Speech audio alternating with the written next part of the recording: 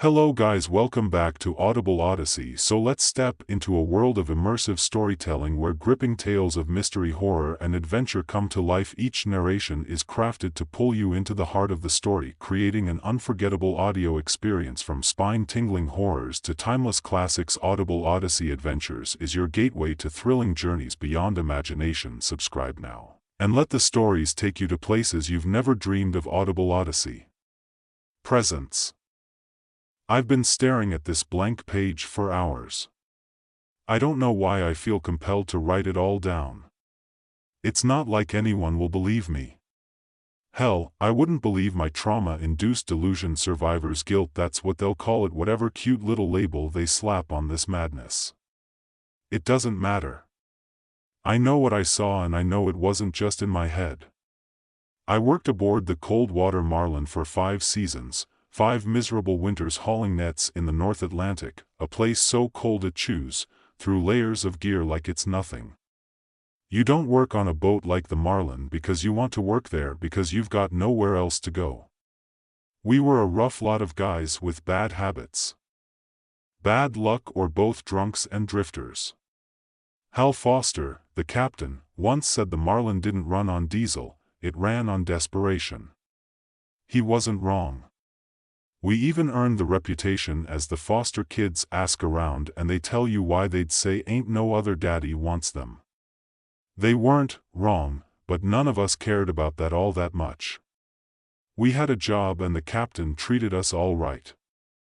That being said, the ship itself was an old beast, rusted at the seams, groaning like an arthritic old man with every swell inside. It was worse. The walls were covered with salt and grease, and the air smelled like rotting fish and diesel fumes. Everything felt damp, like the ocean had already started claiming her. Looking back, maybe it had pushed farther north than usual on that trip, chasing rumors of a dense shaw that would cause cold and misery. Worth it. Hal was restless this go-round. He spent his time chain-smoking in his cabin and muttering over the charts. Something about this run felt off, but we ignored it. You should never ignore it. The nights heading up there were the worst out in the open sea. The darkness comes alive, the sea whispers and howls, and the cold seems to rub up against you, searching for cracks to slip through. And sometimes, if you stare out at the dark water too long, you start seeing shapes, things that move too fast to be fish. I always told myself it was just exhaustion. You end up telling yourself a lot of things there, but all that was before we found her. It was just another haul. At first, the winches screamed as the nets came up a load heavier than expected. The guys were already cracking jokes about a big payday. Then Carlos froze. What the hell is that? I didn't see it at first, just a writhing mass of fish scales and seaweed, but then something shifted and I saw her pale color, too smooth, no shimmering human skin. She was small, no older than 8, her body tangled in the net, her lips were sewn shut with rusted fishing wire and iron fishing hooks, her flesh was swollen and raw. It wasn't the work of a surgeon, it was crude, violent and old, and yet she was alive. Her chest rose and fell in shallow breaths, her hair clung to her face matted with seaweed, but her eyes were the worst, wide open, staring but seeing nothing. The same look as the mountain of fish pressed against her, pulling her out. Hal barked over the intercom, but his voice cracked, a sound I'd never heard from him. Before Carlos and Jake hesitated, then reached into the net, their hands slick with fish slim, they laid her softly on the deck like she might shatter, but she didn't move. What should we do? Jake's voice shook. He looked at Hal, but Hal was just standing in the wheelhouse staring through the glass. Carlos didn't wait for an answer. We can't leave her like this, he said, pulling out his knife. I wanted to stop him, I wanted to shout at him to stop and think that whatever was going on here wasn't possible, but instead I just stood there and watched as he began cutting the wire. The girl didn't flinch, didn't make a sound when the last piece came free, her lips parted, blood trickling down her chin. Then she opened her mouth. It wasn't a scream, it wasn't a word. It was a drone, low and humming, a noise that seemed to crawl into your ears and settle inside your skull. It wasn't loud, but it filled the air, vibrating in your bones, thrumming in your chest. Carlos stumbled back clutching his ears. What he started to say, but he didn't finish. He turned and walked straight to the edge of the deck. I didn't understand what was happening, none of us did, not until Carlos climbed over the railing and jumped. God help me, I didn't try to save him, none of us did. The splash stole the silence, then the girl sat up, her lips moving, the notes growing louder. She crossed her legs and tilted her head like she was singing a lullaby for her classroom. I can still hear it sometimes, the song. I mean, it wasn't just a note, it was something profound, something that scratched its way into your brain and dig their claws in the memories are coming back like a flood now overwhelming me, choking me with details and visions. I can't write this fast enough, Dan. I wish we had just tossed her back. Sorry, this is hard to write. I'll keep going. So Carlos was the first to go, but he wasn't the last. After he jumped, we just stood there dumbstruck, staring at the dark water where he had disappeared. It was Will who broke the silence, running to the edge shouting, "Music, Carlos." His voice was raw. He bolted to the railing, leaning so far over I thought he would fall too. Carlos got back to the surface. Will tossed a line. He scouted over the railing, scanning the waves. But there was nothing, no sign of him, no thrashing, nothing but the endless churn of the sea. The girl didn't move, she just sat there on the deck dripping wet. Her head tilted slightly to one side like she was listening to something in her ear. Her lips were moving, but that song, God, that song, it wasn't just in the air, it was in the US oscillating, our teeth buzzing behind our eyes. Shut her up. Hal's voice cracked, over the intercom. He was still in the wheelhouse watching everything but not coming down to get her to stop. Jake was the one who went for her, big gruff Jake who never flinched at anything, stomped right up to the girl. "All right, that's enough," he bellowed. He grabbed her by the shoulders, shaking her like she was a misbehaving kid. "Hey, shut it, stop." She didn't even look at him, her eyes were blank, unfocused, like she wasn't really there. The sound kept growing louder and sharper, like it was burrowing into our skulls.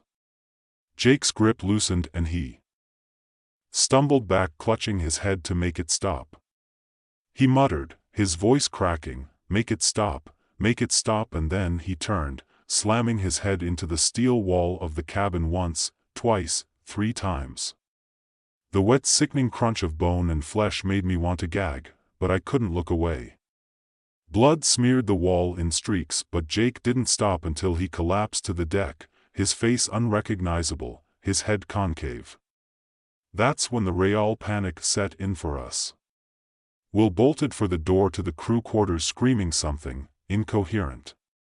Danny, the youngest of us, just stood there shaking, tears streaming down his face about what's happening. He kept whispering like a prayer, like someone was going to answer him. The hum pulsed, vibrating through the deck beneath my feet. I felt drawn to the edge, my legs carrying me closer unbidden, shaking like rubber. I don't know how I stayed upright. Maybe it was shock, or maybe some part of me was already detached, already giving up. I don't know.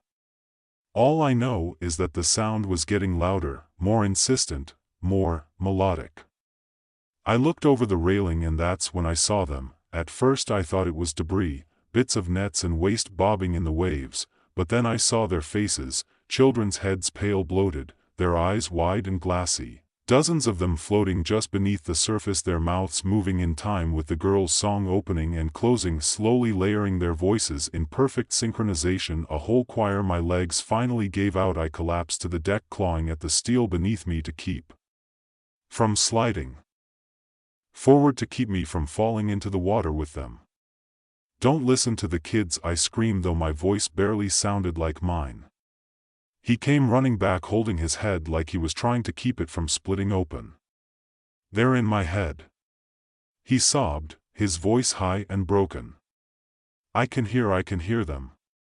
He grabbed a knife from the workstation and plunged it into his own throat. The blood sprayed in a hot sticky arc and he collapsed beside Jake's body, twitching as the light drained out of him. The girl finally stood up. Her movements were jerky, unnatural, almost thrashing, her lips parted wider and the sound shifted, becoming something more rhythmic, more euphoric. It hurt to hear her, but it was beautiful. Danny went next. He just walked past me, silent tears still streaming down his face. He slipped over Will's blood, leaving a long smear of a red boot print. He straightened himself and continued. He just kept walking. He kept walking until he climbed right over the railing and stepped off. No hesitation, no struggle, just gone, and the ocean he fell into wasn't quiet anymore, it erupted. The following waves sounded like a spasm of exploding glass, like 1,000 fish breaking the surface all at once. Danny didn't make a sound, but the ocean was roaring. I don't remember deciding to move, but I found myself running into the cabin. I knew I needed to find something to cover my ears. The corridors of the ship felt tighter than usual, closing in on me as the chorus echoed off the steel walls. I grabbed anything I could find. Rags, duct tape, anything to stuff in my ears. I kept winding the tape over my head until my ears bled, then I stepped back out onto the deck to see if there was anyone I could help. I wish I had off near the bow of the ship. I saw 2 deck hands engaging with each other, Matt and Reynolds. Matt was standing over Ray with a wrench in his hand. He swung down. A wet thud followed almost all. I watched as Matt raised the wrench again. Another twist of his wrist brought the metal tool down again and again and again until the wrench was hitting more deck than bone. I couldn't hear him, but it looked like Matt was screaming. I turned and darted back towards the stern. I found Stanley and Greg huddled together near the entrance to the wheelhouse. They stuffed their ears too, and we shared a look that didn't need words. I pointed to the door, asking them to open it. They shook their heads. Stanley motioned towards the observation window above us. It was painted with red flickers of sparks, and flames illuminated what should have been the control system. I looked back at the man. Greg made a pistol gesture with his hand pointed at his temple and then mimicked firing a shot. Captain Foster was gone. I slumped down next to both of them. The song was piercing right through our ear protection. We knew we'd crack soon. We were just picking straws to see who'd be first, and it turned out it'd be Stanley. He ripped the tape out of his ears, screaming that he couldn't take it anymore, and ran for the edge. Greg tried to stop him, but he couldn't run as fast. I didn't even try. I watched Greg jump in after him, and instead of joining them I ended up walking across the deck towards the cold storage containers. There were 20 men aboard the Marlin when we started our trip. By now a good handful had jumped, but the ones still aboard, the ones I could see, were little more than rapidly freezing masses of meat plastered against cold steel. Matt was also missing from the last place I saw him. Ray was too, though chunks of Ray were stuck to the railing and thrown overboard like a feeding bucket. As I walked past the open door to the lower levels, I could vaguely hear the girl's melody echo through my ear, protection. I wondered if Matt had gone down there with her, or if there were half a dozen other Matts brutalizing each other in those cramped corridors. I didn't want to recognize what was going on down there, but I did. I ended up barricading myself in one of those shipping containers. I don't know how long I stayed there, for days, weeks, lost all meaning. All I could hear was the faint hum of her song, always there pleading for me to step out. Then all at once it stopped when they finally found me. I didn't recognize them. At first, I was slumped in the corner of the shipping container, curled into myself like a frightened animal. The banging on the steel door was distant, muffled. For a moment, I thought it was her, that she'd come back, that the song would start again and drag me down like it had the others, but it wasn't her. When the door creaked open, I blinked against the sudden light. Voices filtered in, real voices, not the broken voices of dead deck hands that I'd grown accustomed to. They were always accusing me, always asking why I didn't jump ship with them, asking why the life of one drug was worth more than the life of the next drug, and the hardest one was asking me why she let me go. A man in a bright orange winter rain suit knelt in front of me, his gloved hand on my shoulder. "You're safe now," he said, his tone gentle, but I saw the way he looked at me, the way his eyes flicked over my fluid, stained clothes, my emaciated figure and my sunken face. He wasn't sure what he'd found. They pulled me out of the container and onto their vessel, the Arctic Dawn. The air was frigid, the sky overcast, the sea a vast gray expanse stretching towards the horizon. I watched as the cold water Marlin was drifting silently behind us, its once busy deck now lifeless and slick with frozen blood. I didn't say much at first. I couldn't, my throat was raw, my mind a fractured mess. They gave me blankets, water and something hot to drink. I remember the captain, a middle-aged man with a beaten-down face and kind eyes. He was asking me all kinds of questions. What happened? Where was my crew? How long had I been out here? I couldn't answer. How you explain something like that? How do you tell someone that the ocean swallowed 20 men because of a little girl with sewn-shut lips? Eventually, they stopped asking. Maybe they thought I was in shock, maybe they just didn't want to know. As the hours passed, I started to piece together fragments of what they told me. The Marlin had been spotted drifting aimlessly. Its radio silent, its engines dead. The crew of the Arctic Dawn boarded her expecting to find mechanical trouble or a stranded crew. Instead, they found nothing, just blood on the deck, some personal belongings scattered in the cabins and me locked in that container. No bodies, no signs of struggle beyond the blood. Eventually, I tried to tell them about her, the girl, the song, the heads in the water, but the words sounded ridiculous even to me. The captain listened quietly, his expression unreadable, but I could see the doubt creeping into his eyes. That night, after I said my piece, I sat alone in the gull. I overheard the other crew mates talking. They didn't know I could hear them. Maybe he snapped. One of them said he killed the others and lost it. Doesn't explain the blood.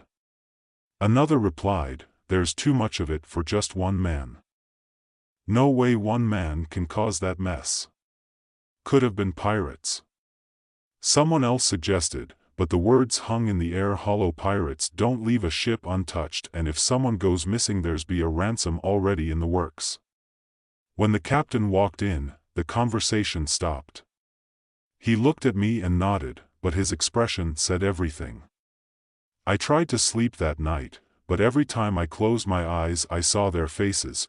Carlos stepping off the deck, Jake's skull caving in against the wall, Danny's vacant stare as he walked into the sea, and her blank expression. Those dark unblinking eyes. In the early hours of the morning I heard it again like a hum carried on the wind. I bolted upright, my heart hammering in my chest. I ran to the deck desperate to convince myself it wasn't real. The ocean was still eerily calm under the gray light of dawn, but I saw something, a ripple, a flicker of movement just beneath the surface, and then they appeared.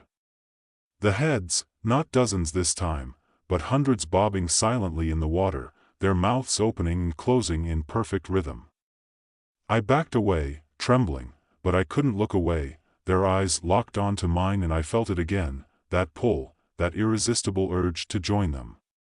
I screamed for the others, but by the time they came, the water was empty, just waves and wind and the endless gray. They think I'm crazy. Maybe I am, but I know what I saw, and I know it's not over. So guys, the video has ended now. If you like our stories and want to see more videos like this, please subscribe to Audible Odyssey channel and do all these things, like, comment, share, and subscribe. Enjoy horror and adventure stories like this. So just subscribe to Audible Odyssey. Bye bye.